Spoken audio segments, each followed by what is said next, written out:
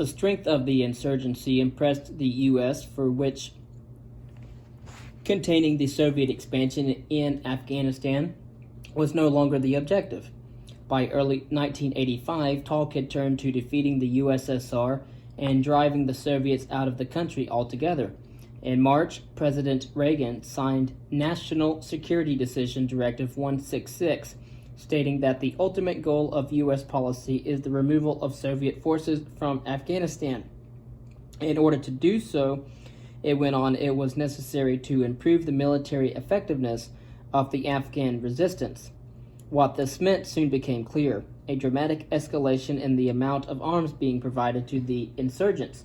The decision prompted a lengthy debate about whether this should include Stinger missiles, fearsome portable launchers capable of taking down aircraft at a range of 3 miles and with a considerably greater accuracy than other weapons then available. The beneficiaries of the new policy were men like Jalaluddin Haqqani, whose achievements against the Soviets and whose religious devotion convinced the U.S. Congressman Charlie Wilson, later the subject of the glowing Hollywood blockbuster Charlie Wilson's War, to describe him as goodness personified. Given access to more and better hardware, Jalaluddin was able to build up his own position in southern Afghanistan, his hardline views reinforced by military success, made possible by the flood of American weapons after 1985. This did not mean he felt any loyalty to the U.S. In fact, he was to become a thorn in its side. After 9/11, the September attack on the World Trade Center in 2001, he was named the third most wanted man in Afghanistan. The U.S. supported around 50 such commanders, paying retainers of $20,000 to $100,000 per month, depending on results and status. There was a surge of money from Saudi Arabia, too, in support of the Mujahideen, the result of Saudi sympathy for the rhetoric of Islamic militancy employed by the resistance and a desire to help persecuted Muslims. Men of Saudi extraction who followed their conscience to fight in Afghanistan were highly regarded. Men like Osama bin Laden, well-connected, articulate, and personally impressive, were perfectly placed to act as conduits for large sums of money given by Saudi benefactors. Inevitably, their success to these resources in turn built them into important figures within the Mujahideen movement itself. The significance of this, too, was only to become apparent later. Chinese support for the resistance also had long-term implications. China had declared its opposition to the Soviet invasion at the outset, seeing an expansionist policy with uncomfortable consequences. The USSR's move in 1979 was a threat to peace and security in Asia and the whole world, according to one Chinese daily newspaper at the time. Afghanistan was not the real goal for the Soviets, who intended to use the country simply as a stepping stone for a southward thrust towards Pakistan and the whole subcontinent. Those resisting the Soviet army were also actively courted by Beijing and provided with weapons in volumes that increased steadily in the 1980s. Indeed, when U.S. troops captured Taliban and Al-Qaeda bases at Tora Bora in 2001, they discovered large stockpiles of Chinese rocket-propelled grenade launchers and multi-barreled missile launchers, along with mines and rifles that had been sent to Afghanistan 2 decades earlier. In steps that it too had come to regret, China also encouraged, recruited, and trained Muslims in Xinjiang before helping them make contact with and join the Mujahideen.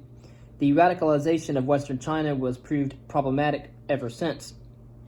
Heavy patronage helped the resistance to the Red Army swell, and the Soviets found themselves being ground down and sustaining serious losses of hardware, manpower, and money.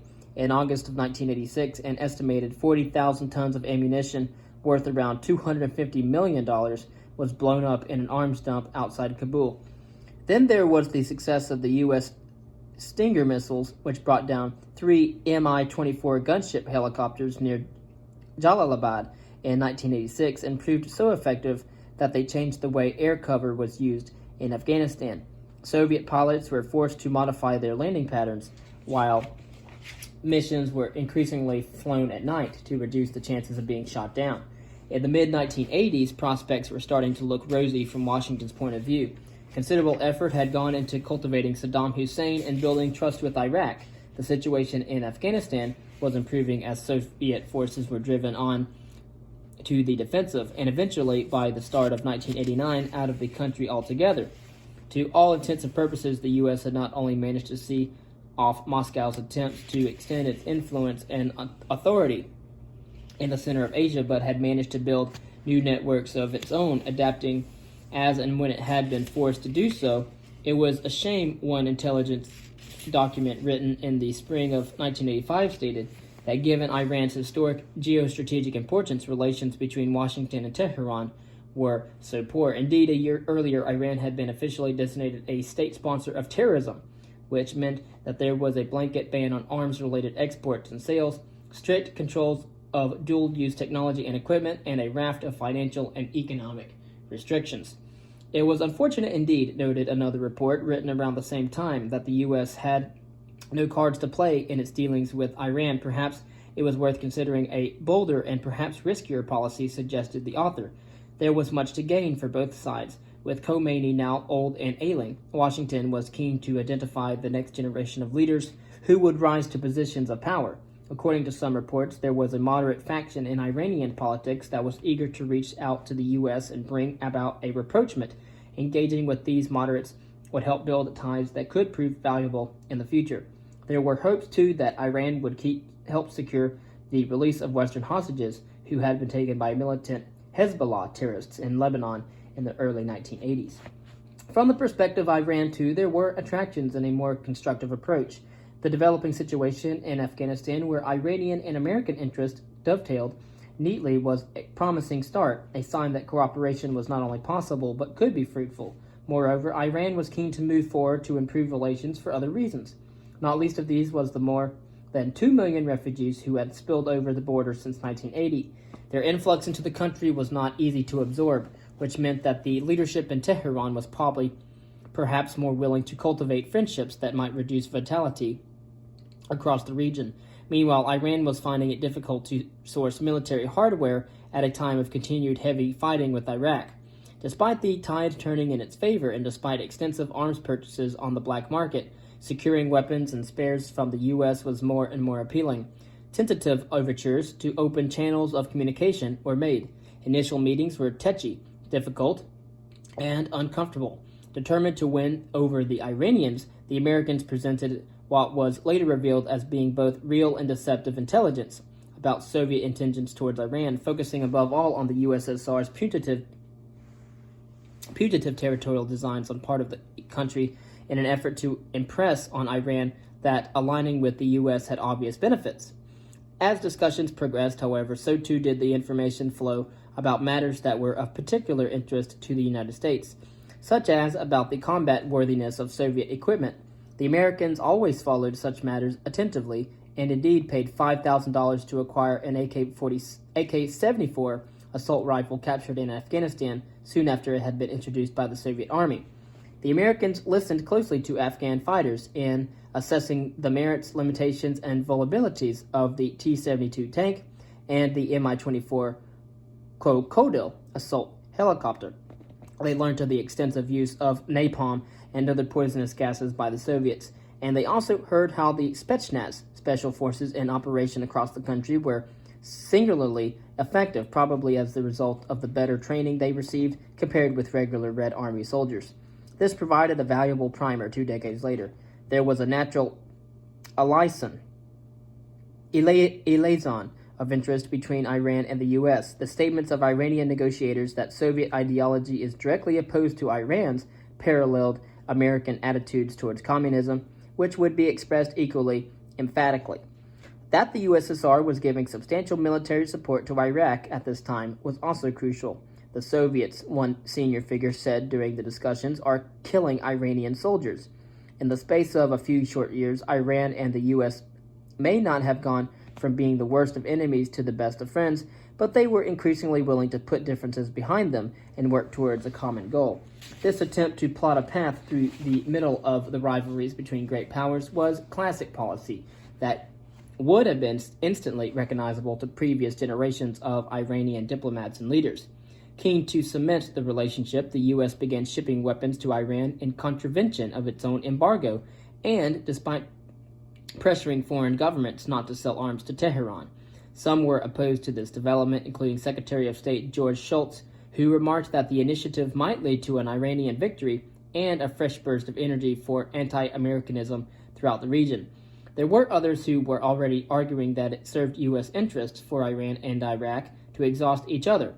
Richard Murphy, one of Shultz's deputies, stated at congressional hearings the previous year that a victory by either Iran or Iraq is neither militarily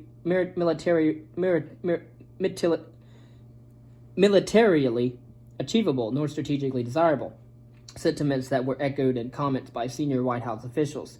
The first consignment of 100 tube-launched optical tracked wire-guided missile systems, or TOWs, was sent in the summer of 1985. The arms were shipped via an intermediary eager to build up links with Tehran, Israel. The amicable relationship seems surprising from the standpoint of the early 21st century, when Iranian leaders routinely call for Israel to be wiped off the map. But in the mid-1980s, ties were so close that the Israeli Prime Minister Yitzhak Rabin was able to declare Israel is Iran's best friend, and we do not intend to change our position. Israel's willingness to participate in the U.S. arms program owed much of its desire to keep Iraq in a position where it was forced to focus its attention firmly on its eastern neighbor rather than contemplate action elsewhere. Nevertheless, there were considerable sensitivities relating to the arrangement with Iran. The U.S. proposal involved Israel shipping American ordnance and equipment to Tehran before being compensated by Washington. As a result, the Israeli government asked for and received confirmation that the scheme had been cleared at the highest level in the United States. In fact, it had the direct and personal approval of President Reagan himself. Between the summer of 1985 and the autumn of 1986, Iran received several major shipments from the U.S., including more than 2,000 TOW missiles, 18 Hawk anti-aircraft missiles, and 2 consignments of spares for the Hawk systems. Not all were delivered through Israel, for it was not long before deliveries were made directly, though in the process the waters were muddied still further when the proceeds of the sales were used to provide funds for the Contras in Nicaragua. Ever since the Cuban Missile Crisis, Washington had been spooked by the threat of communism on the United States' doorstep, and was keen to fund dynamic groups capable of acting as effective bulwarks against left-wing rhetoric and politics, and would pass over their shortcomings in silence. The Contras, who were in fact a loose grouping of rebels often locked in fierce conflict with each other, were a major beneficiary of American anti-communist doctrine and foreign policy blindness. In a mirror image of how U.S. private and public actions differed in the Middle East, aid was being passed to opposition forces in Central America, despite legislation that specifically forbade the U.S. government from doing so. Matters came to a head at the end of 1986, when a series of leaks revealed what had been going on. The scandal threatened to bring down the president. On the 13th of November, President Reagan took to the airwaves to make a primetime nationwide address about an extremely sensitive and profoundly important matter of foreign policy. It was a make-or-break moment, which required all his considerable charm to pull off. The president wanted to avoid apologizing or sounding defensive. What was needed was an explanation. His comments encapsulated perfectly the significance of the countries of this region and of America's need to have influence at all costs. Iran, he told transfixed viewers, encompasses some of the most critical geography in the world. It lies between the Soviet Union and access to the warm waters of the Indian Ocean. Geography explains why the Soviet Union has sent an army into Afghanistan to dominate that country, and if they could, Iran and Pakistan. Iran's geography gives it a critical position from which adversaries could interfere with oil flows from the Arab states that border the Persian Gulf. Apart from geography, Iran's oil deposits are important to the long-term health of the world's economy. This justified the transfer of small amounts of defensive weapons and spare parts, he said, without specifying precisely what had been sent to Tehran. He stated that these modest deliveries taken together could easily fit into a single cargo plane. All he had been trying to do was bring about an honorable end to the bloody 6-year war between Iran and Iraq, to eliminate state-sponsored terrorism, and to effect the safe return of all hostages. This performance did little to avert spectacular fallout in Washington, as it became known that the U.S. had been selling arms to Iran in what looked like a direct trade for the return of American hostages. Things became even more toxic when it emerged that those directly involved with the Iran-Contra initiative had been shredding documents that bore witness to covert and illegal actions being authorized by the president himself. Reagan appeared before a commission appointed to look into the affair, where he pleaded that his memory was not good enough to recall whether or not he had authorized the arms sales to Iran. In March of 1987, he made another televised address, this time to express his anger about activities undertaken without my knowledge, a statement that played fast and loose with the truth, as Reagan himself now noted. A few months ago, I told the American people I did not trade arms for hostages. My heart and best intentions still tell me that it's true, but the facts and the evidence tell me otherwise. These embarrassing revelations had consequences that ran deep through the Reagan administration, where a slate of senior figures were subsequently indicted on charges ranging from conspiracy to perjury to withholding evidence. They included Caspar Weinberger, Secretary of Defense Robert McFarlane, National Security Advisor, as well as his successor John Poindexter, Elliot Abrams, Assistant Secretary of State for Inter-American Affairs, and a host of senior CIA officers, including Claire George, Deputy Director of Operations. The illustrious roll call showed how far the U.S. had been prepared to go in order to secure its position in the heart of the world. So too did the fact that the charges turned out to be nothing more than window dressing. All the leading figures later received presidential pardons from President George H.W. Bush, or had their convictions overturned on Christmas Eve of 1992. The common denominator of their motivations, whether their actions were right or wrong, read the citation, was patriotism. The impact on their personal finances, careers, and families, the president went on, was grossly disproportionate to any misdeeds or errors or judgment they may have committed. Several of those pardoned had already been convicted on charges ranging from perjury to withholding information from Congress, while Weinberger's trial had been due to start 2 weeks later. It was a classic case of justice being elastic, and of the ends of justifying the means. The ramifications went far beyond the Washington Beltway. Saddam Hussein was apoplectic when news broke out about U.S. dealings with Iran, at a time when Iraq believed it was being supported by Washington against its neighbor and bitter rival. In a series of meetings held immediately after Reagan's first televised address in November of 1986 to discuss what the president had said, Saddam ranted about how the arms sales represented a disgraceful stab in the back and how the behavior of the United States set a new low for bad and immoral behavior. The U.S. was determined to shed more Iraqi blood, he concluded, as others agreed that only the tip of the iceberg had been uncovered. It was inevitable, commented one senior figure a few weeks later, that the U.S. would continue to conspire against Iraq. This was typical of imperialist powers, concurred Deputy Prime Minister Tariq Aziz. The anger and sense of betrayal were tangible. Don't trust the Americans. The Americans are liars. Don't trust the Americans. One voice can be heard imploring on audio tapes recovered from Baghdad more than 20 years later. The Irongate scandal cost jobs in Washington, but it played a decisive role in the development of a siege mentality in Iraq in the mid-1980s. Led down by the U.S., Saddam and his officials now saw conspiracies everywhere. The Iraqi leader started talking about fifth columnists and cutting their throats if he found them, after other Arab countries whose relations with Iran or the U.S. seemed too close for comfort were suddenly regarded with deep suspicion. As a later high-level U.S. report concluded, Saddam became convinced after Irongate that Washington could not be trusted and that it was out to get him personally. The belief that the U.S. was willing to double deal and double cross was hardly unfounded. The Americans had been prepared to make friends with the Shah. Now they were trying to cement ties with the regime of the Ayatollah Khomeini. Substantially, military and economic support was given to an unsavory group of characters in Afghanistan solely on the basis of long-standing U.S. rivalry with the USSR. Of course, Saddam himself had been brought in from the cold when it suited policymakers in Washington at the time, but then sacrificed when it no longer suited them. Putting American interest first was not in itself the problem. The issue was that conducting imperial-style foreign policy requires a more careful touch, as well as a more thorough thinking about the long-term consequences. In each case, in the late 20th century struggle for control of the countries of the Silk Roads, the U.S. was cutting deals and making agreements on the hoof, solving today's problems without worrying about tomorrow's, and in some cases, laying the basis for much of more difficult issues. The goal of driving the Soviets out of Afghanistan had been achieved, but little thought had actually been given to what might happen next. The stark reality of the world that the U.S. had created was all too obvious in Iraq in the late 1980s and 1990. Embarrassed, American officials did their best after the debacle of Iran Gate to regain credibility with the Arab states, as the Secretary of Defense put it.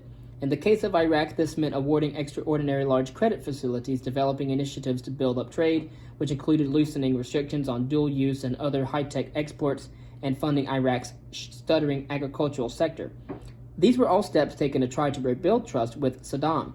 In fact, they were understood quite differently in Baghdad. Although the Iraqi leader accepted the deals he was offered, he thought this was part of another trap, perhaps a prelude to a military attack, perhaps part of an attempt to ratchet pressure upwards at a time when settling debts built up during the Iran-Iraq war was becoming a problem.